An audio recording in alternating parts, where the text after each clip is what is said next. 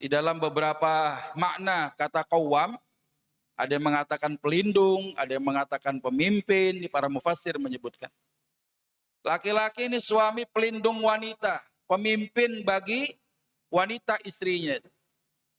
Diangkatnya seorang laki-laki jadi pelindung, jadi pemimpin, karena ternyata Allah Subhanahu wa Ta'ala melebihkan apa yang ada pada diri laki-laki di antara kaum wanita. Tenaganya kuat, akalnya banyak. Makanya jangan coba-coba ngadalin buaya. Buaya setia kalau di air, tapi kalau di darat, wah, urusannya lain. Ya. Jadi laki-laki ini akalnya banyak. Wanita lebih cenderung apa? Perasaan dan hawa nafsunya yang lebih dominan. Ya. Ditambah lagi apa? Tenaganya Allah berikan kekuatan. Melebihi kekuatan wanita. Si laki-laki ini luar biasa. Ya, Allah lebihkan rizkinya, Allah lebihkan pula. Wa bima anfaqu min amwalihim. Dan karenanya pula laki-laki telah memberikan nafkah daripada hartanya. Jadi kedudukan laki-laki ini sebagai pemimpin bagi para wanita, istri-istrinya. Kemudian dalam hadits Nabawi, bagaimana Rasulullah Shallallahu Alaihi Wasallam beliau bersabda, "Lau kuntu amiron ahadan an yasjuda li ahadin." Andai saja boleh, aku perintahkan seorang untuk bersujud kepada yang lain, ya, la amartul mar'ah an tasjuda li zaujiha, pastilah ku perintahkan seorang istri untuk bersujud kepada suaminya. Ya, andai Allah izinkan, ya, diperintahkannya seorang untuk bersujud kepada yang lain, maka pastilah kuperintahkan ya seorang istri bersujud kepada suaminya. Itu kedudukan yang dahsyat seorang suami di atas istrinya. Ya. Nah, kalau kita bicara tentang rumah tangga ibarat bahtera. Lautan, banyak kapal laut dia kadangkala menemukan banyak permasalahan di dalam perjalanannya. Hempasan ombak, badai, belum lagi binatang-binatang laut, ya, yang kapan aja bisa nyerang gitu kira-kira. Maka sebuah rumah tangga itu pun juga demikian. Kalau ada orang kenalan laki perempuan, kenal lama, bang, kalau kira-kira kita nikah, urusan kelar bang. Sampai bilang kelar. Pas dia nikah, dia baru membuka pintu permasalahan baru, ujian-ujian yang Allah tetapkan kepada pasangan suami istri ini. Ya, maka rumah tangga setiap kita nggak ada yang sempurna, demi Allah nggak ada yang sempurna. Ya, nggak ada yang sempurna. Jadi kita belajar, ya, saya pribadi juga nasihatin diri saya. Ya, kita semua barangkali mohon maaf gitu. Ya, nggak ada kata terlambat. Kenapa? Antum punya anak, antum punya cucu. Ya, nggak, pelajaran ini buat keluarga kita. Ya, semuanya rumah tangga punya persoalan, punya permasalahan. Tinggal bagaimana kita menyikapi permasalahan itu. Ya, dihadapkan banyak masalah dan salah satu bentuk permasalahan rumah tangga setiap kita ada saja itu dipicu oleh nusyuznya seorang istri kepada suaminya. Al ulama ketika disampaikan apa itu an-nusyuz, ya, para ulama menyebutkan salah satu definisi yang saya ambil dari pandangan para ulama, khurujuz zaujati anut ta'ah al-wajibah lizzauji. Seorang wanita yang nusyuz ketika dia keluar daripada kewajiban taat ame suaminya. Itu namanya nusyuz. Ya, pelakunya an-nasyizah. Wanita yang durhaka ame suami. Kenapa? Dia diwajibkan taat ame suami, dia keluar daripada kewajiban taat itu. Nanti ulama membagi itu bentuknya apa itu yang disebut dengan an-nusyuz ini. Ya. Nah, jadi ini sering kali ada permasalahan di rumah tangga kita. Kadangkala istri kagak bisa diatur. Ya, nggak mau taat sama suami, kira-kira gitu. Karena kedudukan seorang istri itu sebagaimana Rasulullah, la amartul mar'ah, ya. Pastilah kuperintahkan seorang wanita untuk apa? Bersujud kepada suaminya. Ya, karena kedudukan suami itu kudu ditaatin, kira-kira begitu. Ya. Nah, para ulama sepakat bahwa perbuatan nusuz adalah haram dilakukan oleh seorang istri. Bahkan dia termasuk minal kabair. Al-Imam Az-Zahabi di dalam kitabnya Al-Kabair, ya, beliau menuliskan 70-an dosa besar, salah satunya apa? An-nusuz ini. Durhakanya seorang istri kepada suami, minal kabair, termasuk dosa besar. Ya, di dalam Islam. Ya. Karenanya ini harus kita pahami betul. Kadangkala sebuah rumah tangga ada faktor-faktor pemicu. Kenapa sih seharusnya taat sama suami jadi kagak taat lagi? Gitu kira-kira. Yang pertama adalah gagal pahamnya terhadap karakter pasangan. Kalau anak-anak muda kan bilangnya pacaran gitu ya. Ya, pacaran udah lama, belasan tahun, dia menikah. Gak ngejamin itu masing-masing kenal. Buktinya apa? Seringkali ya rumah tangga putus di tengah jalan, tercerai-berai. Padahal kalau ukuran dia kenal, belasan tahun dia kenal. Ya. Nanti kalau kita nggak paham terhadap karakter pasangan, seorang istri tidak memahami apa yang ada pada diri suami, ya, makanya Rasulullah sampaikan apa? Aina anti min zaujik, bagaimana sikapmu terhadap suamimu? Fa innama huwa jannatuk wa naruk. Itu ibarat apa? Surga dan nerakamu tuh. Ya, bagaimana perilaku seorang istri kepada suaminya bagaikan surga sama neraka. Baiti jannati, rumahku surgaku, adem enak, ya enggak? Coba bayangkan kalau baiti nari, rumahku nerakaku, orang enggak betah. Di samping kompor aja kepanasan. Ya, akhirnya banyak yang minggat dari rumah. Kenapa? Bagaikan neraka. Akibat apa? Sikap seorang istri yang tidak memahami karakter suaminya. Ya, dinasehatin satu kalimat, dua kalimat, wah, dia berkalimat-kalimat dijawabnya. Ya, ngambeknya luar biasa. Aina anti min zaujik, bagaimana sikapmu terhadap suamimu? Fa innama huwa jannatuk wa naruk. Itu bagaikan surga ame nerakamu tuh kata Nabi. Nah, ini biasanya dipicu tuh dari sikap seorang istri yang harusnya ya dia di bawah ya kepemimpinan seorang suami, maunya berada egonya lebih tinggi ketimbang suaminya. Akhirnya berantem gitu kan. Berani dia tuh akhir-akhiran yang pertama. Yang kedua, Rasulullah Shallallahu alaihi wasallam menganjurkan kalau ada orang menikah, cari perempuan yang sekufu, yang sederajat. Sekufu dari sisi ekonominya minimal sama dah. Ya, dari sisi status sosialnya, dari sisi kealimannya, sisi kesalehannya. Kenapa? Supaya enggak terjadi ketimpangan. Seorang ulama pernah mengatakan kalau ada seorang laki-laki menikahi seorang wanita karena kekayaannya diuji dengan kefakiran dia. Wanita kaya kita nikahin, boleh nggak? Boleh. Tapi hati-hati kalau ekonomi antum nggak sekufu, siap-siap. Gue tahu modal lu banget. Dulu lu menganggur jadi tukang ojek doang. Kawin sama gua, bapak gua punya jabatan. Lu kerja di kantor kan ada bapak gua ini yang ngasih. Ya, mau lagu-laguan sama gua katanya begitu. Gak sekufu dia. Status pendidikan juga begitu. Makanya di dunia militer kagak boleh. Ya, seorang istri pangkatnya lebih tinggi ketimbang suaminya. Di kantor dihormatin mulu tuh istri sama lakinya yang kopral. Ya enggak? Istrinya kapten, jauh, jomplang udah. Yang kopral timbang menang ganteng doang, megagah. Ya, di kantor dihormatin, di rumah bisa kira-kira gimana? Timpang. Ya, dan barang siapa kata ulama menikahi seorang wanita karena kecantikannya, siap-siap dia akan kecewa dia. Kecewa. Kenapa? Berapa lama sih perempuan cakep umurnya? Ya kisut-kisutnya kapan lo tanya bini di rumah dah, lihat aja dah. Kalau bini kita tidur liatin tuh. Kira-kira udah jadi kayak baju lecek Bundesliga belum gitu. Ya, kecantikan paling berapa lama? Ya. Maka Masya Allah kita memilih berdasarkan sunnah Rasulullah Sallallahu Alaihi Wasallam, cari bini, cari pasangan yang sekufu, yang sederajat.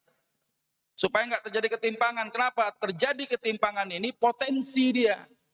Adanya nusus. Gaji gedean istri ketimbang suami. Habis perkara itu urusan. Benar. Ya, gedean dia gajinya. Kita mau mendidiknya susah, ngebantingnya. Merasa punya duit. Ya. Ini mohon maaf nih hari-hari ini masih kita materi kayaknya ngebully ibu-ibu. Ntar gantian Bu, kita bully bapak-bapaknya ntar. Ya, ada materi khusus buat bapak-bapak. Sekarang ibu mah tahan aja dulu nih. Ya, supaya mudah-mudahan ya istri-istri di rumah kita ini nggak melakukan anusus ini ya. Jadi Masya Allah adanya ketimpangan dari sisi tidak sekufunya ekonominya, status sosialnya, ya bibit bebet bobotnya yang kadangkala ya kita ini menemukan potensi istri ini bisa melakukan an-nusus tadi. Barang siapa yang mencintai wanita karena kehormatan nasabnya, siap-siap dia akan diuji dengan kehinaan. Ya, wah anaknya si fulan, tokoh masyarakat, tapi kita nggak sekufu sama dia, habis kita. Ya, itu potensi, ada an-nusus namanya. Ya. Nah, kemudian yang ketiga, tidak memahami hak dan kewajiban. Hak dan kewajiban itu diatur oleh agama. Ya. Boro-boro suami mendidik istrinya, ikut taklim. Kadang-kala kita ke masjid cuma gugurin kewajiban doang. Sholat berjamaah, fadilahnya sekian, enggak salah. Tapi ingat setan kagak takut sama ahli ibadah. Ya, setan itu ngadepin dahsyat ngeri sama satu orang yang fakih terhadap ilmu. Orang alim satu, ya, lebih ditakuti oleh syaitan ketimbang apa? Min alfi abidin, ketimbang 1000 orang ahli ibadah. Nah, kapan antum bisa jadi alim? Ikutin taklim. Dari awam.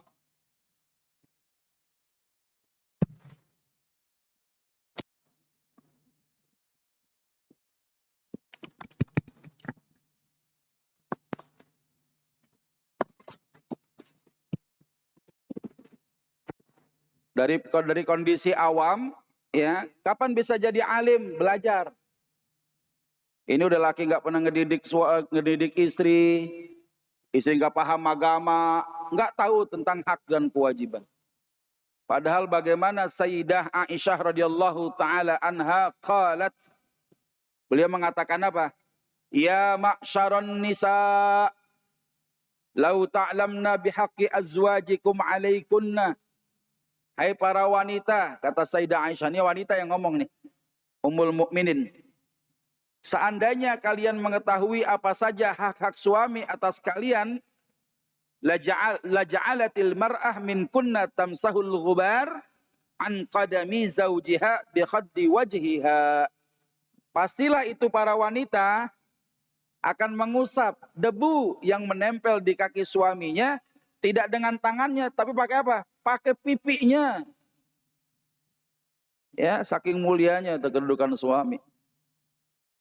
Ya, nah tinggal nanti ada pemimpin yang semena-mena gitu ya. Ada pemimpin yang gila hormat, nah, tergantung tuh karakter suaminya. Kita lagi ngomongin bini nih. Ya. Kata kaum wanita sendiri, Ummul Mukminin, ya, emaknya orang-orang yang beriman, Sayyidah Aisyah radhiyallahu taala anha mengatakan itu. Ya ma'syaron nisa, lau ta'lamna bihaqqi azwajikum alaikunna. Kalau seandainya kalian tahu, hai para wanita, apa saja hak-hak suami atas kalian, la ja'alatil mar'ah min kunna tamsahul ghubar an qadami zawjiha bi khaddi wajhiha.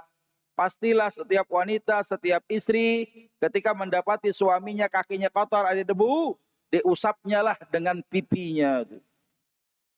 Ya, ini kedudukan seorang suami kepada atas istrinya. Ya, tapi kalau nggak memahami haknya, wanita sekarang mah jangan ada di bawah kaki suami. Wanita sekarang mah nggak mau kelendotan di ketek suami, ngapa? Keteknya bau katanya. Ya, pokoknya punya ketek sendiri aja dah, gitu ya. Pokoknya jadi wanita kudu. Wah, kudu apa? Kudu sejajar katanya. Ya, kalau laki begini jangan mau ente jadi budaknya. Nah, sekarang begitu tuh. Ya, banyak wanita-wanita karir yang pada akhirnya nggak mau punya anak. sibuk sama kerjaannya, nggak ngerti deh tentang ketika dia dinikahin itu ada hukum yang terkait dengan hak dan kewajiban suami istri. Tapi kalau dia nggak paham agama, ya susah juga. Munculnya nusus ini karena keawamannya terhadap urusan agama ini. Ya. Yang keempat, orang lain dalam tanda kutip ikut campur. Antum jadi mertua, ya. Ada mantu sama anak kita tuh nikah. Percayain urusan rumah tangga sama dia udah. Jangan diatur-atur. Ya, anak udah pada gede-gede. Orang tua sebatas apa? Kalau diminta pendapatnya, kita ngomong dah. Ya. Karena yang namanya pemimpin, suami pemimpin bagi para wanita, jangan didikte melulu. Akhirnya apa? Anak ngadu. Antum punya anak perempuan, selek sama lakinya menantu antum itu. Ngadu sepihak. Udah tahu anak kita salah, dibelain anak kita. Ya, emang lu beda, gak sama tuh. Laki lu sama laki si fulana. Ya, saudara perempuan lu. Dari dulu mama emang kagak demen sama laki lu katanya. Lu minta cerai aja dah. Nah, udah kena. Ya, kadangkala orang tua melakukan apa? Takhbib namanya. Orang lainnya kadang bukan orang lain di luar rumah, orang rumah sendiri. Makanya ibu-ibu kalau punya masalah, pertama ngadu sama Allah, yang kedua off the record. Jangan ngomong sama siapa-siapa. Kenapa? Kalau salah-salah kita numpahin curhatan nama orang yang salah, embernya kita tumpahin tuh muntah, embernya salah, bisa dibalikin muntah ke muka kita. Apalagi kalau ada orang punya modus. Ada yang orang belum move on dari celebak apa celebak. Cinta lama atau bersemi kembali.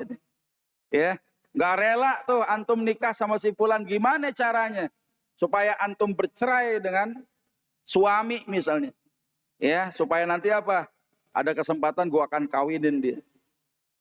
Tuh orang-orang yang begitu apa tuh, senior, seneng bini orang, pelakor, perebut laki orang, melakukan takhbib. Apa takhbib itu? Qala Rasulullah sallallahu alaihi wasallam, laisa minna man khabbaba imra'atan ala zawjiha. Bukan termasuk dari kita, kata Nabi, orang yang melakukan takhbib terhadap seorang wanita, sehingga si wanita ini termotivasi melawan suaminya. Ibu-ibu hati-hati itu bu. Ngadu sama orang harus tahu kafah ilmunya. Jangan ngadu sama orang kasih solusi karena hawa nafsunya. Ya gue mah kalau jadi bini, ya, sama laki model begitu, neng, gue mah kabur aja udah. Udah hawa nafsu itu. Padahal dia punya modus. Ketika antum lari dari rumah, suami menceraikannya, si wanita ini mau menikahi laki antum. Atau mungkin ngadunya sama laki-laki. Biarin si wanita ini bercerai daripada suaminya, dinikahin itu wanita itu. Laisa minna man khabbaba imra'atan ala zawjiha. Tapi kalau ngadunya sama orang alim lain. Diajak taat sama Allah. Ngadu tuh perempuan, jangan sendiri dong bu, panggil lakinya kemari. Ya, saya mau dengar masalahnya apa ini, kan gitu kan? Ya, ini kalau orang lain ikut campur, nggak ada kafah ilmunya, dengan hawa nafsu saja, potensi seorang wanita itu melakukan nusus kepada suami. Dalam hadis yang lain disebutkan, waman afsada imra'atan ala zawjiha falaisa minna. Siapa yang merusak hubungan seorang wanita dengan suaminya, maka dia bukan bagian daripada kita, kata Nabi. Nggak diaku ame Nabi. Kalau ada yang sampai orang ngerusak hubungan rumah tangga orang.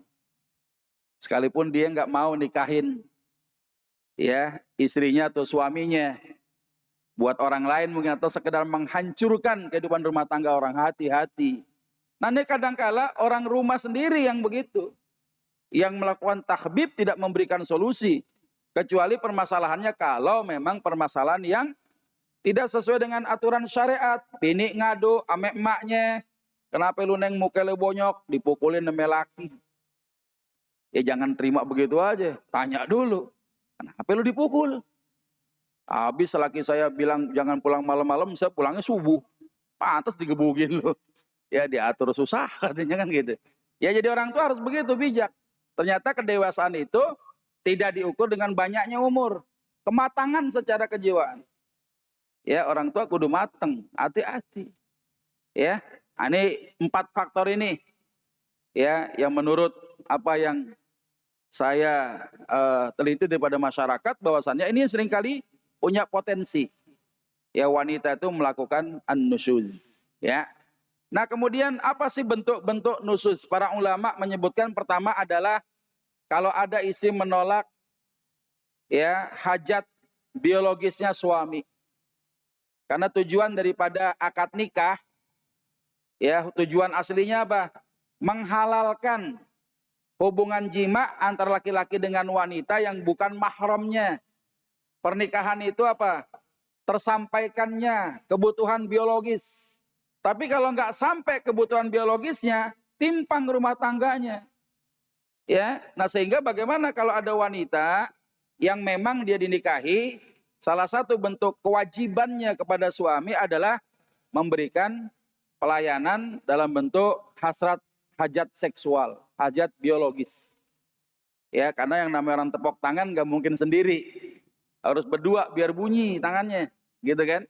Sementara suami mau, bini kagak ngasih, gimana urusannya nih? Ya maka para ulama menyebutkan, apabila ada seorang istri yang tidak melayani suaminya tanpa ada uzur syar'i, maka itu perbuatan nusyuz ini termasuk dosa besar di hadapan Allah Subhanahu wa taala. Ya, sebagaimana haditsun Nabawi menyebutkan idza batatil mar'ah muhajiratan firasa zaujaha la'natahal malaikah hatta tusbih. Kalau ada seorang wanita satu malam meninggalkan urusan hajat biologis suaminya, ya apa yang terjadi? Para malaikat melaknat dia dengan doa-doa keburukan sampai pagi, sampai subuh. Ya sekarang teriak nih ibu-ibu, Ustadz, biasanya yang begitu mah bukan saya yang kadang minta sama laki-laki kagak ngasih. Saya pusing juga Ustadz nih. Kira-kira bagaimana hukumnya kalau suami enggak memberikan pelayanan ya, atau nafkah biologis kepada istrinya? Sama enggak kira-kira? Hadis ini bisa ditarik menjadi kias enggak? Bisa enggak? Apa cuma buat perempuan doang? Ya, laki-laki kagak gitu kan. Karena secara tekstual ini menyebutkan al-mar'ah. Idza batatil mar'ah gitu kan. Bukan bicara tentang seorang suami. Bisa enggak kira-kira ditarik hukum kiasnya? Ya, jumhurul ulama semisal Al-Hanafiyah, Al-Malikiyah wal Hanabilah menyatakan hukumnya wajib juga suami memberikan nafkah biologis. Berarti kalau si istri minta nggak dikasih, ya dosa dia. Ini kata jumhurul ulama. Tapi kata ulama Asy-Syafi'iyah, hukum memberikan pelayanan biologis bagi istri hukumnya wajib, tapi bagi suami hukumnya sunnah. Kalau enggak ngasih makruh hukumnya. Alasannya kenapa? Logis. Laki-laki kalau mau beda, lagi kagak mau beda. Ibarat striker nendang bola, kalau bolanya cuma digocek-gocek doang, enggak jadi jima. Ngerti enggak nih? Yang diterangin lagi udah. Iya enggak? Gocak-gocek, sundul-sundul, ditendang kagak, enggak jadi jima. Tapi kalau si striker dari awal emang pengen punya azam yang kuat, gua kudu nyetak gol nih malam gitu ceritanya nih. Gocak-gocek, sundul-sundulan, ditendang, gol masuk gawang. Ah, itu namanya apa? Tergantung kepada fisiknya suami. Secara mood gimana itu suami? Karenanya apa? Hukumnya sunnah. Karena suami nggak bisa dipaksa. Kalau istri rela maupun dipaksa, modelnya begitu aja. Nggak ada perubahan. Dia cuma nunggu gawang, kapan kira-kira bola ditendang nih sama si abang. Ya, pokoknya tugasnya jaga gawang. Tapi kalau laki-laki, dia harus punya usaha. Dengan moodnya jadi yang namanya jima hakiki. Jadi kata ulama Syafi'iyah, hukumnya sunnah. Kalau nggak dikasih makruh. Ustadz, saya ngambil pendapat yang tadi aja dah, jumhur ulama katanya. Ya, biar kenapa? Biar laki saya juga ya minimal seimbang lah katanya. Jangan kita doang dong dilaknat gitu kan. Laki juga nih. Akhirnya apa? Ada ulama yang mengkiaskan sama. Karena hubungan pernikahan itu hubungan antara satu orang laki-laki dengan wanita, tepuk tangan jadi bunyi gitu kan. Gak mungkin tepuk-tepuk sendiri tangannya kagak ada bunyinya. Nah, sehingga rumah tangga butuh Saling pengertian. Ya.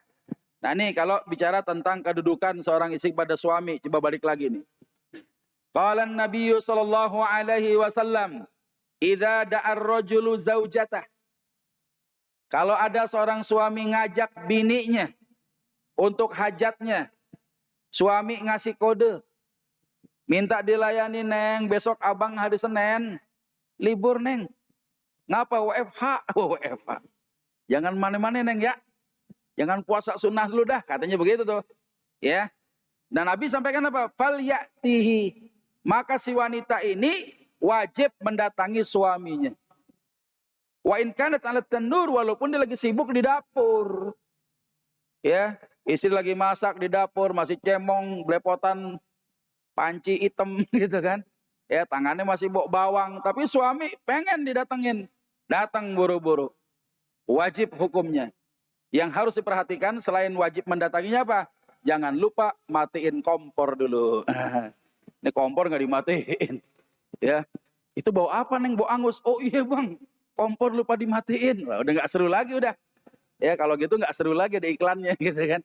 Nah jadi selain kita datangin itu seorang suami gitu kan, sebagaimana kewajiban seorang istri, lagi di dapur aja datengin, tapi jangan lupa matiin kompor dulu. Ya, cari yang aman dulu. Ya, kunci pintu gitu kan. Jangan sampai anak pulang sekolah, ya tahu-tahu ngelihat bapak emak-emaknya nih lagi main bola. Hati-hati.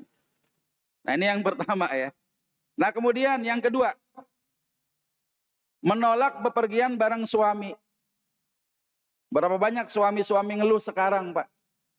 Bini saya diajak kondangannya susah. Kalau mau temennya, lah semangat banget. Ya, bini saya kalau datang ke arisan keluarga saya nih suami, waduh susahnya minta ampun. Saya padahal kan pengen kayak orang-orang gitu. Ya, sekalipun umur udah uzur begini, ya namanya nostalgia gitu kan. Ya, laki bini jalan mendekati tua-tua juga masih romantis juga, saya mau katanya. Tapi bini saya susah diajak bepergian. Nah, ini gimana nih? Al-Imam Ar-Ramli Asy-Syafi'i di dalam kitabnya Hayatul Muhtaj, beliau mengkategorikan itu. Seorang istri yang menolak untuk menemani suaminya bepergian, gak ada alasan yang bisa diterima oleh syar'i, maka perbuatan itu termasuk an-nusus. Gak boleh bu. Ya kudu siap, kecuali emang sakit. Bang, abang ngajak saya jalan, kalau mau naik motor sih nggak PAP. Lah mobil nggak apa emang? Saya kagak tahan bang, mabok katanya. Mabok angkot gitu kan. Terus kalau abang saya mabok angkot gimana nih? Malu-maluin bang.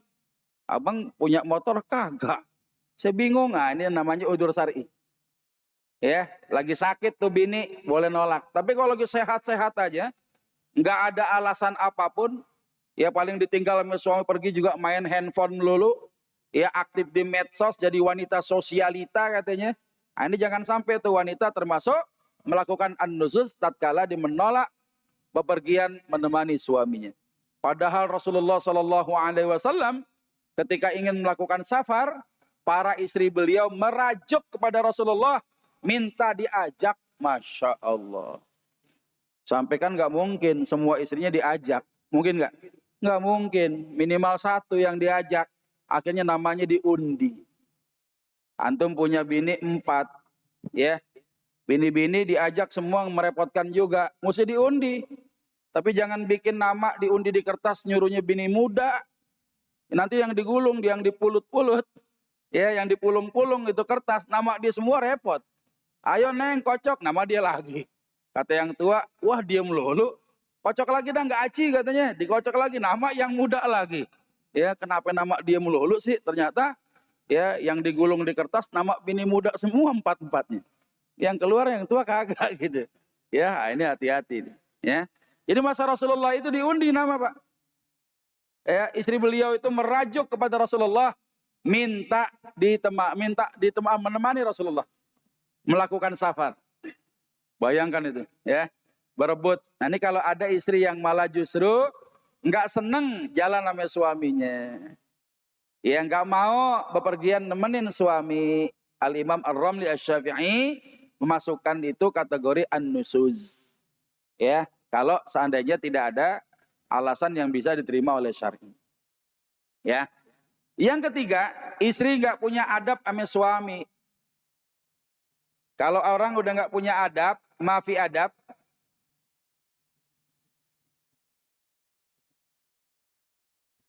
alhamdulillah.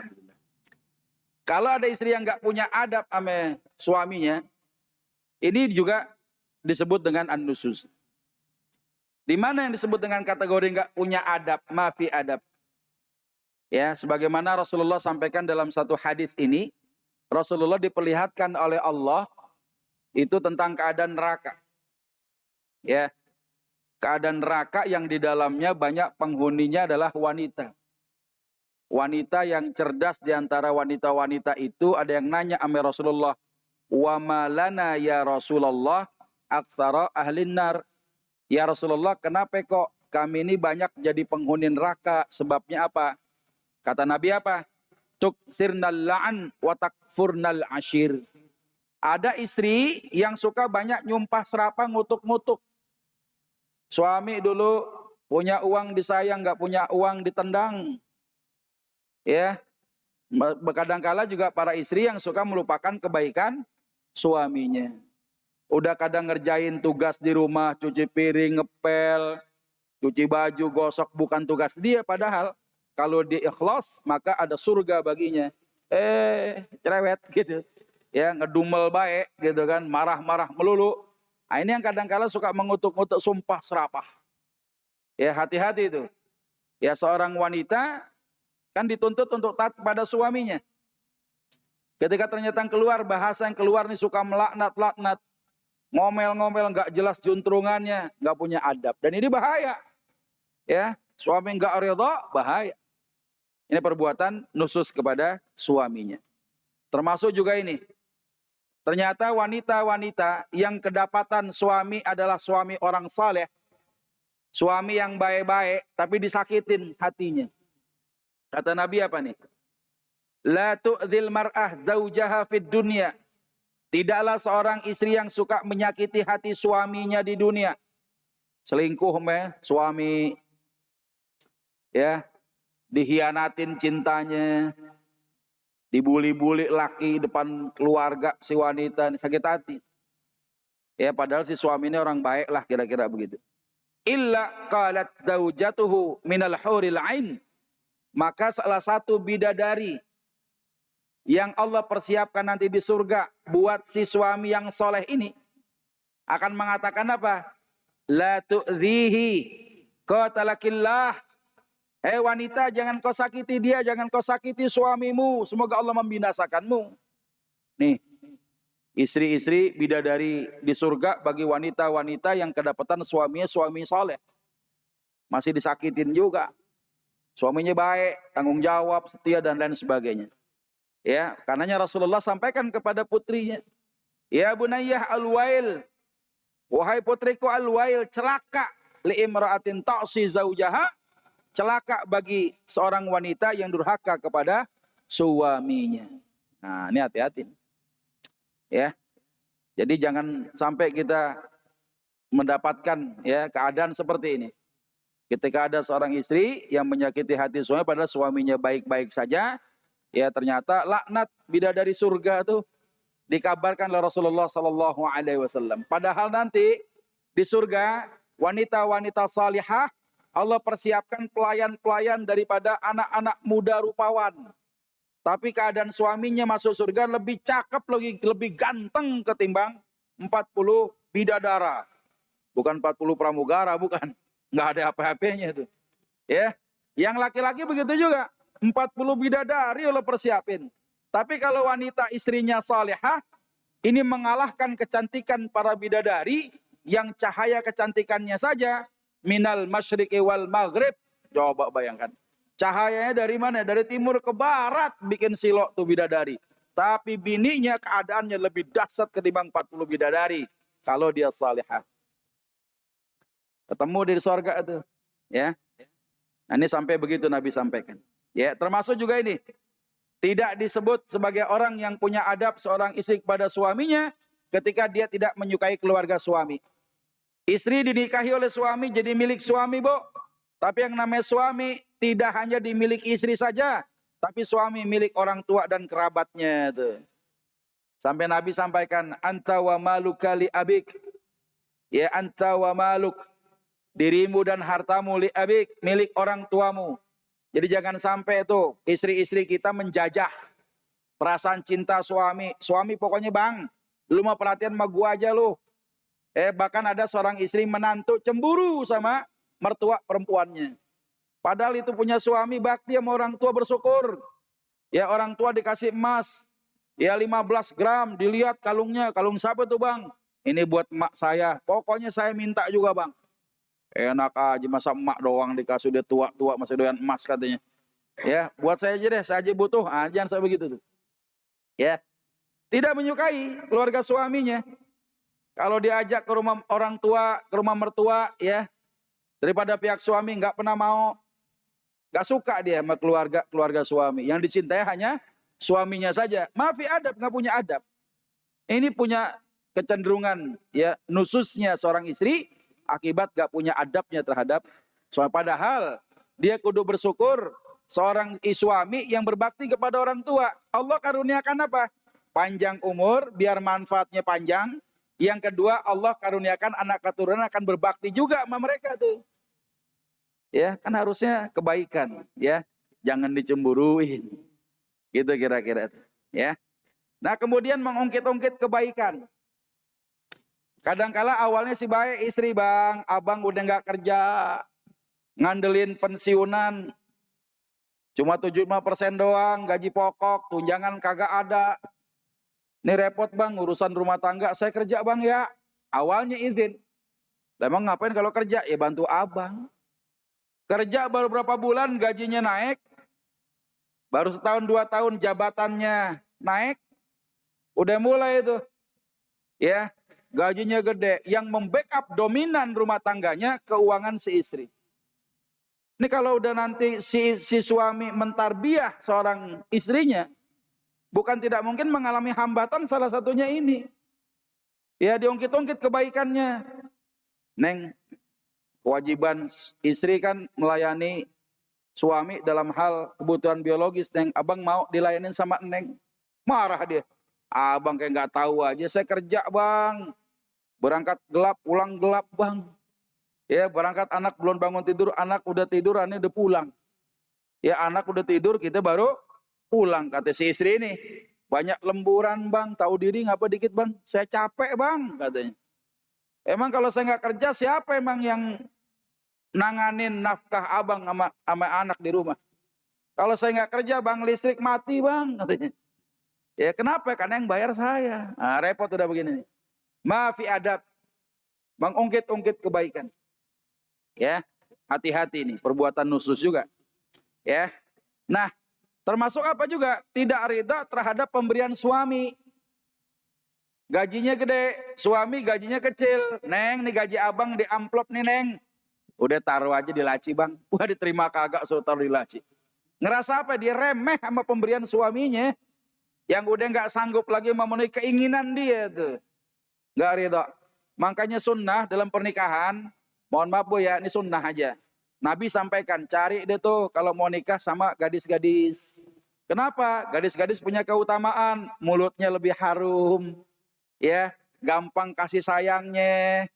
Yang kedua, ridho terhadap pemberian sedikit. Kenapa? Dia belum pengalaman.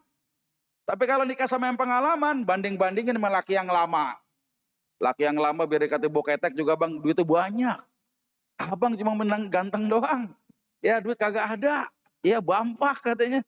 Akhirnya begitu. Nggak ridho dia sama pemberian suami. Bahaya sudah. Iya-nya dua tuh, bahaya. Ya, ini kadang-kala apa? Jadi masalah. Ya, ketika tiba-tiba suami udah nggak sanggup lagi memenuhi keinginan seorang istri. Makan mah cukup. Ada tukang sotomi. Bang, sotomi do bang. Ya, nggak ada duit nih. Lewat. Ya, tukang somai biasanya diberhentiin ada duit dulu. Sekarang lewat aja udah. Ya, nuntut ke pengadilan. Suami saya nggak nafkahin saya, Pak Hakim. Lah ngapa? Tukang somai lewat nggak dikasih saya katanya.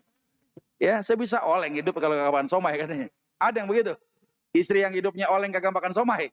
Itu bukan kebutuhan pokok, Bu. Ya, yang namanya kebutuhan pokok itu kebutuhan yang kalau tidak dipenuhi kehidupan kita nggak normal, namanya hajat asliyah. Ya, nanti kalau nggak ridho terhadap pemberian suaminya, ya potensi juga, ya nusus juga namanya durhaka sama suami. Ya, man lam yashkuril qalil lam yashkuril katsir. Kata Nabi nih, siapa yang nggak bersyukur sama pemberian sedikit, nggak mungkin bersyukur sama yang banyak. Waman lam yashkurin nas lam yashkurillah. Siapa yang nggak bersyukur sama manusia, nggak bersyukur dia sama Allah. Nggak syukur sama suami, nggak bersyukur dia sama Allah. Nggak bersyukur sama orang tua, nggak syukur dia sama Allah. Ya, kalau nggak syukur lawannya apa? Kufur, nikmat dia, bahaya sudah. Ya, udah suami nggak bersyukur, bagaimana mungkin dia bisa bersyukur sama Allah Subhanahu wa Ta'ala? Ya, nah bentuk yang keempat adalah tidak menjaga kehormatan suami. Kata Nabi apa? Al-mar'atu aurah. Wanita itu aurat, Pak. Seluruh tubuhnya aurat, pancarkan cahaya, makanya harus ditutupin. Cahaya itu bagi pemiliknya, siapa? Suami. Wanita keluar rumah, kata kalau ulama, 40 kejahatan ngumpul di punggung belakangnya. Wanita senyum sama tetangganya yang laki-laki, itu tanggapannya beda, Pak, ketimbang kita yang senyum. Ya, beramah-ramah. Makanya antum punya anak perempuan, cakepnya nggak ketulungan, sunnahnya apa? Jangan ramah-ramah sama orang. Sunnahnya begitu. Punya anak cakep, lenjehnya minta ampun, digodain didemen, ya jangan, ya digodain, diem aja dah, pulang buru-buru. Punya bini cakepnya luar biasa, jangan dia beramah-ramah dengan orang lain yang bukan mahramnya itu, karena tak akan terjadi fitnah. Sunnahnya begitu. Makanya ada orang bilang, wah cakep-cakep sombong lu, biarin, sunnahnya begitu. Apalagi yang dihadapi adalah laki-laki ajnabi, bukan laki-laki mahramnya dia. Gak boleh, ya. Sunnahnya jangan beramah-ramah lah kira-kira. Bukan berarti ngomel-ngomel, bukan berarti belagu, enggak. Jangan ditanggepin kalau enggak penting-penting dah. Ya. Karena wanita, kata Nabi, fa idza kharajat min baitiha, tatkala si wanita ini keluar daripada rumahnya, istasyrafaha asyaiton, setan memuliakan si wanita ini. Ya, yang muliain bukan yang lain, setan muliain. Ya kan, setan minal jinnati wan nas. Ya, wanita enggak tutup auratnya, ya laki-laki setan tuh ya minan nas, daripada kalangan manusia, memuliakan dia. Ya senang tuh setan dalam wujud manusia laki-laki, kedemenan dia udah gitu kan. Nah, ini hati-hati nih. Kalau seandainya ada wanita tidak menjaga kehormatan keluar rumah daripada kehormatan dirinya yang tutup aurat, ini perbuatan nusus juga sama suami. Ya, ada istilahnya begini, wanita kenapa sih kagak rela suami berbagi cinta sama wanita yang lain, tapi malah justru dia rela berbagi aurat dengan suami-suami orang lain. Ya, nahanin suami jangan kawin lagi lah, dia yang ngumbar-ngumbar aurat di depan laki orang. Nah, ini masalah, ya. Nah, kemudian disebutkan juga nih, la tasumil mar'ah wa ba'luha syahidun illa bi'ilnih. Sampai kedudukannya begitu tuh, Bu, suami. Jangan puasa sunnah kalau suami ada di rumah kecuali izin. Bang, abang Senin di rumah enggak? Ngapain, Neng? Saya mau puasa Senin Kemis, Bang. Ya, abang lagi WFH, Neng. Ya udah, saya enggak puasa, Bang, ya. Begitu. Ya. Wala ta'dzan fi baitihi wa huwa syahidun illa bi'idnih. Ya, jangan juga dia mengizinkan ada orang lain masuk rumahnya kecuali izin sama suaminya. Hatta yang datang sepupu laki-lakinya istri itu. Sepupu laki-laki istri bukan mahram. Datang sendirian, kita lagi lagi kerja keluar rumah. Jangan, ya. Abang mas apa, Bang? Saya doang sendirian pok. Ya jangan, Bang. Di rumah saya doang sendiri, laki saya lagi kerja nih. Abang pulang aja dulu dah. Kalau ada pesan-pesan apa-apa, sampein. Ini laki-laki ini, sepupunya istri itu yang laki-laki, itu bukan mahram dia. Ya, nanti bisa repot urusannya. Termasuk juga ipar, ya. Saudara ipar, adeknya suami, abangnya suami, yang laki-laki datang sendirian ke rumah, bini kita sendirian di rumah, jangan dikasih masuk. Si ipar ini harus paham, jangan dibuli-buli pas arisan keluarga. Lebay itu lakinya si bininya si Anu, gue datang cuma ngelongok doang di jendela katanya, dibukain kagak, ya padahal dia senang menjaga kehormatan suaminya. Ya, ini karena kebiasaan aja, kayak dibuka saudara. Setan nih bisa berperan di situ. Ya, saudara ipar tuh kata Nabi apa? Setan dalam rumah tangga. Ya, kalau kita nggak bisa benar-benar ngejaga, hati-hati. Ya. Nah, kemudian yang kelima, keluar rumah tanpa izin suami. Yang dimaksud keluar rumah yang bagaimana? Kalau nggak ada urusan yang darurat. Keluar rumah nggak izin, nusus dia sama suaminya. Ya, ini ada wanita dipesenin sama laki, Neng, jangan lu ninggalin rumah, abang mau kerja. Wajib ditatin nggak? Wajib nggak ditatin? Wajib. Tapi tiba-tiba kampung kebakaran. Kampung kebakaran. Ya, kira-kira si wanita ini tetap di rumah atau menyelamatkan diri? Kenapa nyelamatin diri? Berarti dia nusus dong sama suami. Nusus dia sama suami itu. Suami bilang, Neng, jangan lo pergi tinggalin rumah. Abang mau kerja. Tiba-tiba kebakaran. Pok mine, rumahnya kebakaran, pok. Kira-kira gimana? Kalau dia mati demi menjaga ketaatan sama suami, masuk surga enggak? Matinya syahid apa mati sangit? Sangit matinya. Makanya butuh ilmu di situ. Orang beramal. Ya, itu darurat namanya. Kalau darurat membolehkan yang dilarang. Melanggar ketaatan suami, nusus. Tapi jadi boleh dilanggar. Ngapa emang? Bahayain nyawa dia. Keluar, jangan tetangga teriak. Itu mah istri solehah. Matinya syahid katanya. Lah ngapa emang? Lah dia bilang dia gak bisa ninggalin rumah. Dia disuruh sama suaminya padahal kebakaran. Ya bunuh diri dia. Masuk neraka, na'udzubillah. Pas selamatin diri lakinya ketemu. Neng, kenapa lo keluar rumah? Ya, kenapa lo keluar rumah? Kan gue bilang lu jangan ninggalin rumah. Nah, ini suaminya yang bodoh. Masa bini mau kebakaran, nyawanya hilang dimarah-marahin. Ya, nggak boleh. Tapi kalau tadi ada istri yang menetap di rumah, kebakaran padahal dia bisa menyelamatkan diri, karena hanya mengandalkan tata suami, gantian yang bodoh bininya. Ya, nah, berarti harus ada ilmu sebelum beramal. Ya. Nah, yang dimaksudkan bepergian itu kalau nggak ada udzur syar'i, meninggalkan rumah suami, nusus dia. Makanya dalam istilah bab nafkah, istri udah nikah nih, suami punya rumah, suami bilang, Neng kita pindah ke rumah abang, ya nggak bisa bang, saya di rumah orang tua aja. Kalau si suami mengizinkan, dia tinggal di situ, boleh, dengan catatan dia tidak mendapatkan nafkah dari suaminya, karena nggak taat sama suami. Ya, sekalipun diizinkan gitu, dia tetap di sono, ya, dengan apa namanya keberatan hati ya.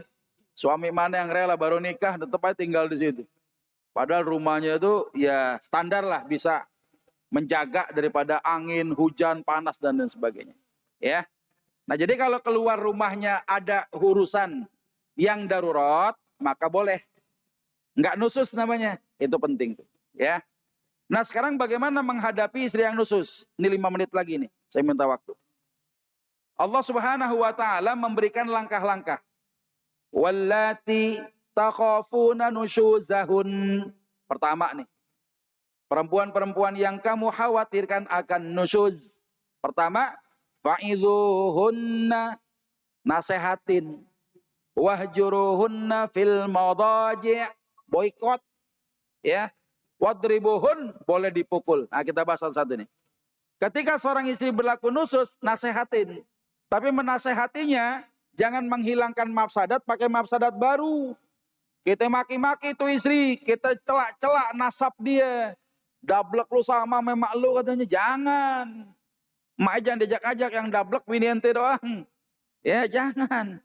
Jangan dihina-hina orang tuanya dia. Ya, dan dalam menasehatinya, bahasanya yang halus, penuh hikmah. Neng, kalau Neng gak mau sholat, abang bangunin sholat subuh, Neng susah. Jangan salahin abang kalau kita gak ketemu di sorga, Neng. Abang mantar di sorga enak, 40 bidadari. Daripada abang belain lu cuma kayak begini doang, abang tinggalin 40 bidadari, mendingan abang cari yang 40 bidadari ketimbang belain Neng yang model begini.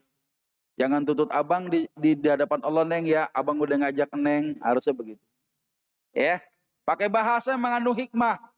Ya, agama ditanemin ke hati istri antum itu.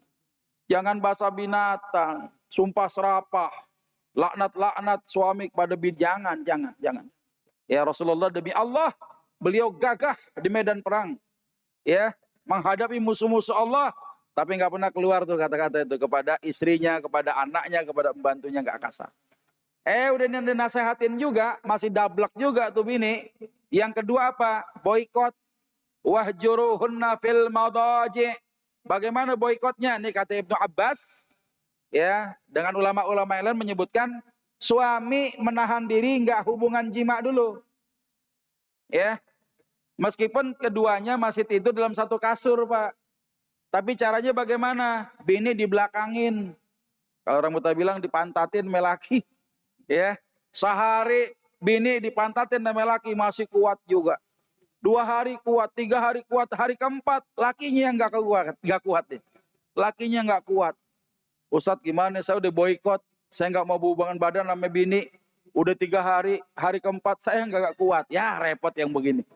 Ya, rencana mau boikot istri, tapi nggak bisa karena istrinya itu tahan banting juga. Akhirnya apa? Nggak jadi baik juga. Yang ketiga apa? Wadribuhunna, boleh dipukul istri antum itu. Tapi mukulnya harus syar'i. Ya, dipukul jangan bagian wajah.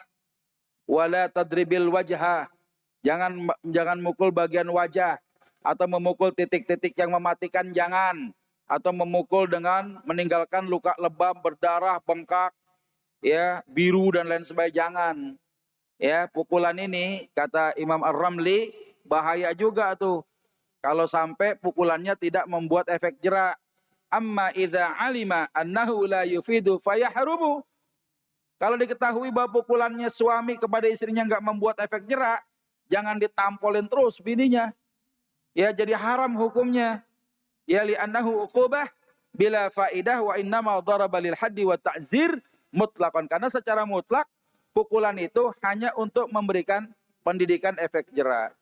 Rasulullah aja sampaikan dalam hadis ya, fa in fa'alna dzalik, kalau kalian terpaksa juga kira-kira gitu mukul kepada si istri yang melakukan pelanggaran, fadribuhunna darban ghairu mubarrih, maka pukullah dengan pukulan yang tidak menyakitkan. Ya, ketika Nabi Ayyub alaihissalam sakit yang parah, ya, ditinggal sama bininya, beliau kan bernazar kan, ya Allah, kalau bini saya balik, saya akan pukul dia dengan 100 pukulan. Suatu ketika bininya kembali kepada pangkuan suaminya Nabi Ayyub alaihissalam. Ya, karena rasa cinta suami sama bininya kagak tega juga mukulin 100 kali. Ya, bengong, diem, bingung kan. Turunlah wahyu kepada beliau. Ambil tuh rumput 100 tangkai. Nyarinya jangan yang basah, apalagi yang ujung ada durinya, jangan. Ya, cari yang kering-kering. Ikat jadi satu, pukulnya berapa kali? Sekali aja. Nah, Masya Allah.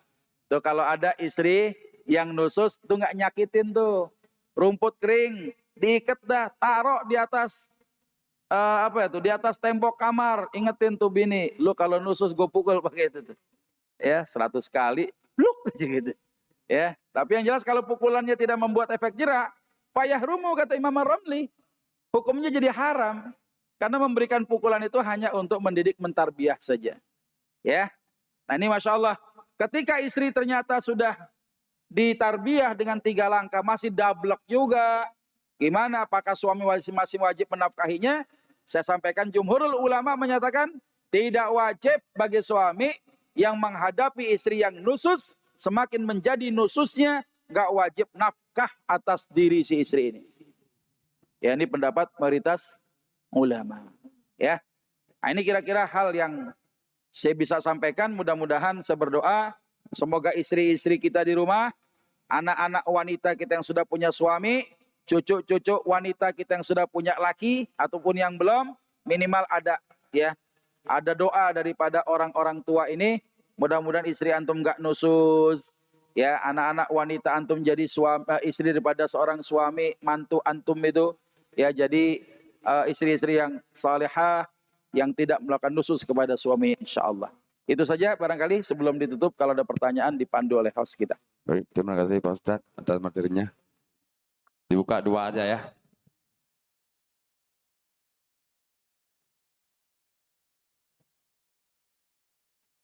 Terima kasih Ustadz. Ini agak sedikit ada perbedaan dikit Ustaz ditanyakan. Terima kasih atas waktunya. Umpama kita punya tetangga, suaminya sudah tidak ada. Suaminya kenapa? Sudah tidak ada. Oh, suami nggak ada. Ya.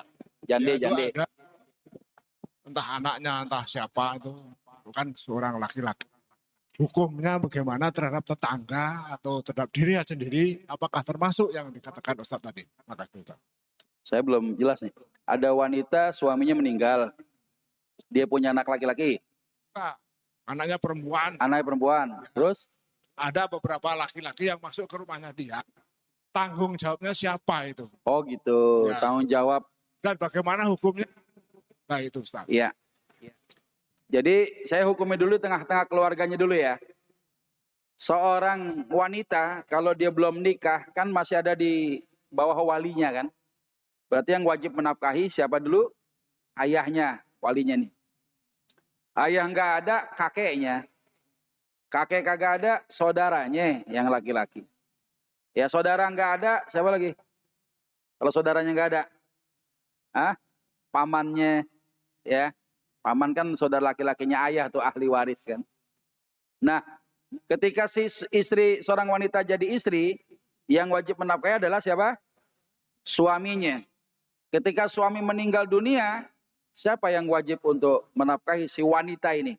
Padahal dia nggak punya anak laki-laki. Kira-kira begitu ya? Nah, siapa yang dia nggak punya anak laki-laki? Nah, saudara laki-lakinya. Ya bima faddalallahu ba'dahum ala ba'din. Allah Subhanahu wa taala melebihkan laki-laki dari sisi rizkinya. Karena seorang suami itu bukan hanya dimiliki seorang istri tapi milik orang tua dan milik saudaranya sebenarnya. Ya, apalagi dia sebagai saudara laki-laki yang menghadapi ya saudara perempuan yang tidak ada nafkah. Anggaplah anaknya perempuan semua, tapi kalau yang perempuan ini ternyata kerja gitu, nah ini nggak ada masalah. Nggak ada masalah nih. Tapi kalau si anak-anaknya masih kecil-kecil, anak-anak yatim, ya kemudian dia punya ibu, ya ayahnya sudah meninggal dunia, suaminya, si istri yang janda ini punya saudara laki-lakinya, maka saudara laki-laki itu yang menafkahinya. Sebatas kemampuan dia, Pak. Sebatas kemampuan. Jadi kewajibannya itu ada syarat. Sama seperti kewajiban anak menafkahi orang tua. Ada syaratnya kalau orang tua nggak punya penghasilan. Ya, tapi urusan bakti anak wajib hukumnya. Wajib loh. Bakti anak sama orang tua wajib. Tapi urusan nafkahnya, kalau ada orang tua yang nggak punya penghasilan, udah nggak kerja lagi, tapi biarpun nggak kerja, kontrakannya 100 pintu. Maka anak nggak wajib nafkahin dari sisi materi kepada orang tua, tapi baktinya wajib. Orang tua harus paham tuh. Jangan sampai jadi antum jadi orang tua yang tebang pilih. Ada anak yang kaya ngasih duit mulu tiap bulan, lebih disayang ketimbang anak yang miskin, jangan. Padahal dua-duanya itu punya potensi berbakti juga dengan cara yang lain, Pak. Bahkan kadang anak-anak kita yang kaya cuma timbang ngasih duit doang. Perhatian mah enggak.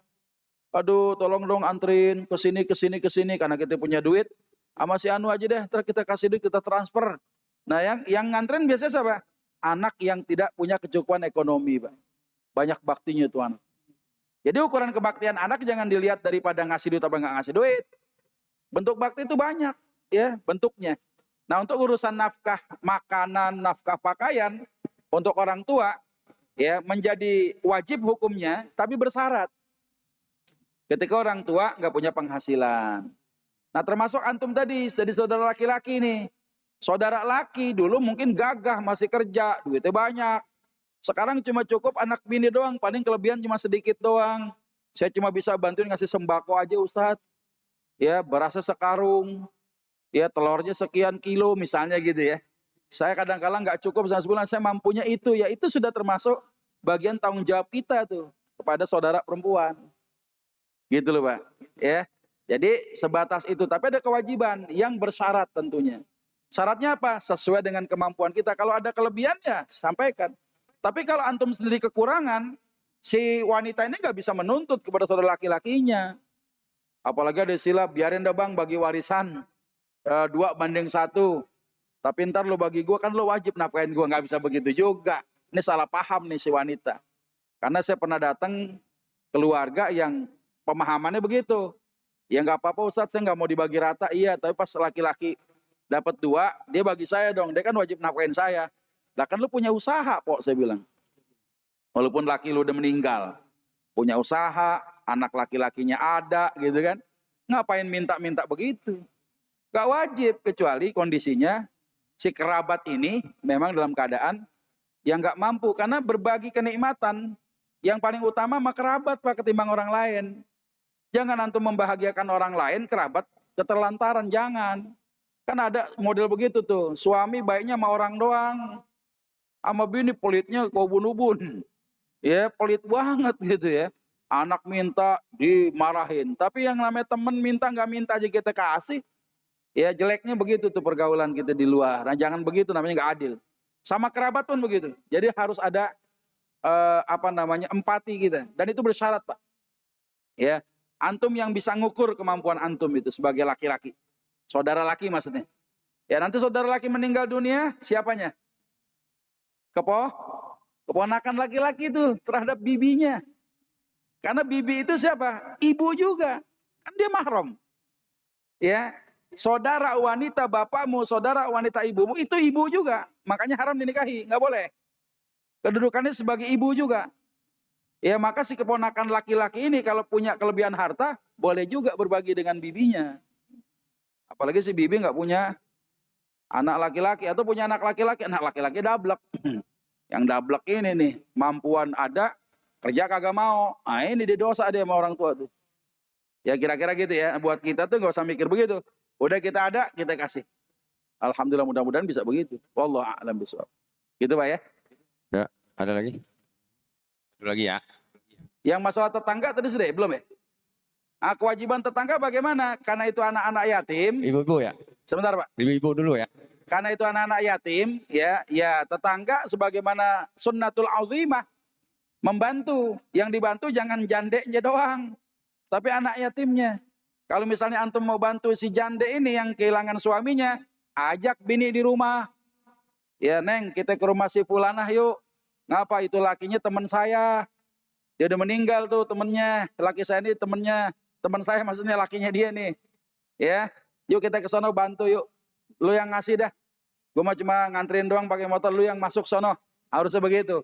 Tapi jangan Pak Haji sendiri yang bawa bantuannya. Modus namanya. Takutnya jadi modus. Ya, jadi tanggung jawab sebagai tetangga sesama muslim, Pak. Muslim punya 2 hak. Hak sebagaimana tetangga, hak sebagaimana seorang muslim. Ya, kalau dia susah duluin. Gitu kira-kira ya. Ya.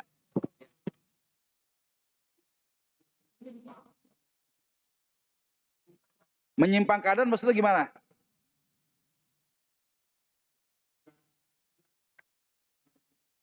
Melakukan hal-hal yang tidak syar'i gitu ya. Bantuannya kira-kira gimana gitu. Oh, berapa orang laki-laki masuk rumah ya. Sebagai orang yang melihat kemungkaran, kalau bisa cegah dengan tangan kita, antum Pak RT, Pak RW, panggil itu orang. Menurut laporan, ada masyarakat ngomong begini-begini. Bener nggak? Wah nggak benar. Sekarang kita investigasi. Kalau masih begitu, pindah aja dah. Misalnya gitu. Jangan tinggal di sini. Tapi kalau mau nikah, ayo dah laporan yang mana yang mau laki yang mau nikahin ibu. Coba nanti kita musyawarahkan masyarakat ini gimana. Misalnya gitu ya. Kalau misalnya lagi nggak punya kekuatan, nasihatin. Bilang sama anaknya tuh, ibumu nasihati itu. Masyarakat ngelihat ada warawiri laki-laki masuk rumah gini-gini misalnya gitu. Ya tergantung kepada kapasitas kita di masyarakat sebagai apa, dengan kemampuan yang bagaimana. Nah, kewajiban itu kemudian ada di situ. Jangan diem Pak. Harus sampaikan dengan cara-cara yang hasan tentunya. Jangan laki-laki baru masuk rumahnya aja udah dituduh berzina, jangan.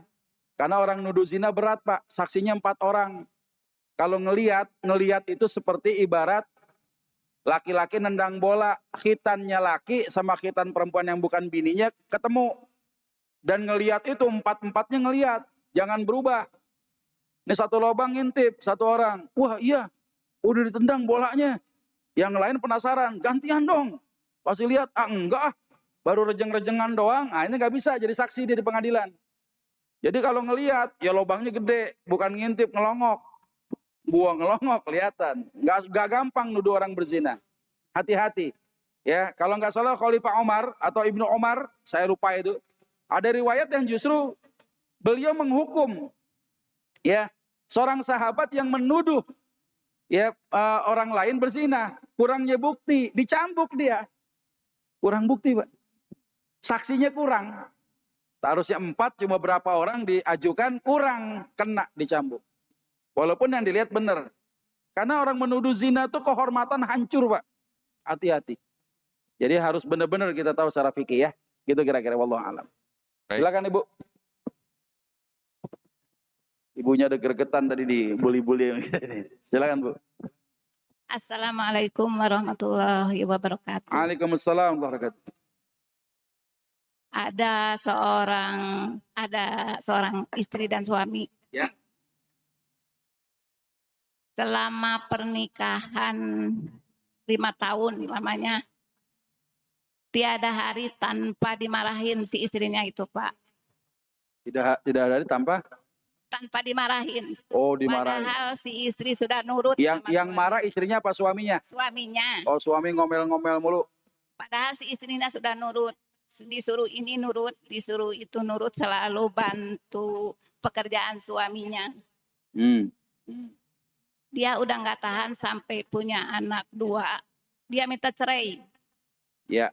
Karena disakitin hatinya, tapi fisiknya enggak, Pak.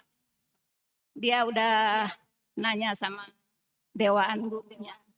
Harus gimana-gimana, tapi tetap si suami nggak mau dengar kalau dinasehatin. Ya. Akhirnya bercerai. Ya. Nah, itu dibilang nusutnya untuk seorang istrinya. Baik. Kalau ada seorang suami tipikal pemimpin yang bentar-bentar ngomel mulu. Saya jadi keingetan nama yang belah sono tuh. Dulu apa-apa ngomel mulu ya. Lihat anak buah begini ngomel. Datang ini marah-marah. Gedeng nggak gitu begitu? Kesel. Tapi si istri tahan diri. Suami jadi api, dia harus jadi air. Ya. Nah kalau tingkat kesabaran tuh kan filsafah jari ya. Kalau emosi suami jadi tengah, ya antum harus jari jari manis. Jari manisnya suami, antum jari telunjuk. Jari telunjuk suami, emosinya sebesar jari telunjuk, ya istri harus jari kelingking. Emosi suami jari kelingking, antum harus jari jempol. Artinya jangan sampai amarah dilawan amarah. Istri ini tahan 5 tahun, rumah tangga diomel-omelin mulu. Tapi sebagaimana informasinya, istrinya ngaku baik. Ya air laut siapa yang ngasinin kan gitu ya. Jadi kalau terima informasi, oke lah ini sepihak. Tapi kalau kita panggil suaminya, kenapa lu marah-marah mulu? Tapi sudah dimediasi ternyata. Ya si wanita ini mengadu. Gak tahan juga lama-lama. Ngomel mulu, hidup kagak asik. Tapi segitu ngomelnya anaknya 5. Gimana caranya? Ngomel-ngomel juga tapi anaknya 5. Ya gimana urusannya nih gitu kan. Tapi ini kan permasalahan nih. Istri boleh nggak kira-kira mengajukan somasi kepada pengadilan? Saya Pak Hakim kurang nyaman, Pak Hakim nyaman rumah tangga, saya nggak salah apa-apa. Saya di rumah nggak kerja, dulu mah kerja, saya turut, suami nggak kerja di rumah. Saya kerjain tuh tugas suami, padahal kan bukan tugas saya secara syariat ya. Secara fikih itu kan nyuci piring, ngepel rumah kan tugas suami, bukan tugas istri. Tapi istri ngerjain. Harusnya kalau istri ngerjain dapat gaji pembantu dia. Ini gaji pembantu kagak, diomel-omelin iya. Ya, suruh bawain air, kopi, ya timbang kurang kental dikit, ngamuk-ngamuk. Ya, tapi si suami pernah nyakitin fisik istri nggak Bu? Enggak Bu ya? Fisiknya istri pernah dipukul sama suami nggak? Enggak, cuma timbang ngomel doang. Yang panas kuping doang, kuping bini, bukan panas yang lain. Akhirnya apa? Ngadulah dia. Si istri mengadu agar bisa memberikan nasihat kepada suaminya. Masih kagak bisa juga. Ini kan namanya menghentikan kezoliman. Bagaimana caranya? Biasanya pengadilan tuh memediasi. Dikasih tahu, jadi laki ini begini. Supaya jangan sampai berpotensi istri ini melakukan nusyuz. Karena istri itu bukan pembantu rumah tangga. Ya, istri itu adalah ibu daripada anak-anaknya suami. Al-um madrasatul ula. Seorang ibu ini sekolah pertama. Kalau kepala sekolahnya, yang punya sekolahnya si kepala sekolah ngomel-ngomelin gurunya melulu, gaji udah kurang, kerja dituntut maksimal, dimarahin mulu, kira-kira ngajar jadi bener nggak mana anak? Kagak bener. Nah itu kita khawatir anak mewarisi sifat-sifat daripada perilaku orang tuanya, jadi kagak beres. Nah, biasanya di pengadilan itu ada mediatornya, mediasi. Nah kalau nggak bisa dinasihatin juga, khawatir si bini ini kalau begini mafsadat buat saya. Suami juga kacau juga kalau marah-marah nggak jelas juntrungannya, ya nggak tahu hak dan kewajiban dan lain sebagainya. Boleh saja mengadu kepada pengadilan. Pada akhirnya setelah mediasi terjadi juga talak satu jatuh lewat pengadilan. Si istri tidak berdosa. Ya, si istri tidak berdosa. Tapi kalau dia mau tahan juga, sampai sejauh mana si seorang suami ngomel-ngomel melulu, pasti kan ada batasnya nih. Ya, istrinya sabar, insya Allah dapat surga. Kalau dia mau bersabar. Tapi kalau nggak sabar juga, agama yang membolehkan perceraian itu asli agama dari langit, Bu. Justru kalau ada agama yang melarang perceraian, bukan agama asli daripada langit, buatan manusia. Ya, jadi adanya perceraian itu dibolehkan walaupun dibenci. Tapi kedudukan perceraian yang tadinya makruh bisa jadi wajib hukumnya. Kalau suami nyakitin dengan kata-kata kasar ditambah fisik, kalau nggak salah kan ketika menikah, ada nggak suami yang baca sirah taklik gitu ya? Ada sirah taklik ya, kalau aku menyakiti istriku ya dengan fisik dan lain sebagainya. Ya kalau ibu mau menambahkan nanti buat anak-anak wanita dinikahin dengan tambahan menyakiti dengan ucapan gitu kan, dengan kata-kata, dengan perbuatan. Nah ini bisa dituntut kepada pengadilan, itu tidak berdosa. Yang penting apa? Langkahnya dimediasi dulu, didamaikan dulu. Kalau dinasihatin udah nggak bisa juga, ya sudah, pengadilan memfasilitasi. Gak apa-apa Bu, nggak ada masalah gitu ya. Wallahu a'lam bishawab. Baik. Cukup ya. Pak Ustadz silakan ditutup dengan doa Baik, kafaratul majelis. apa yang bisa saya sampaikan mudah-mudahan menjadi kebaikan buat kita semua. Tidak ada rumah tangga yang sempurna, kita semua, hanya rumah tangga Rasulullah yang sempurna insya Allah. Maka kita berkiblat, bagaimana kita mengambil contoh-contoh terbaik daripada apa yang ada pada di Rasulullah beserta keluarganya. Yang mudah-mudahan setiap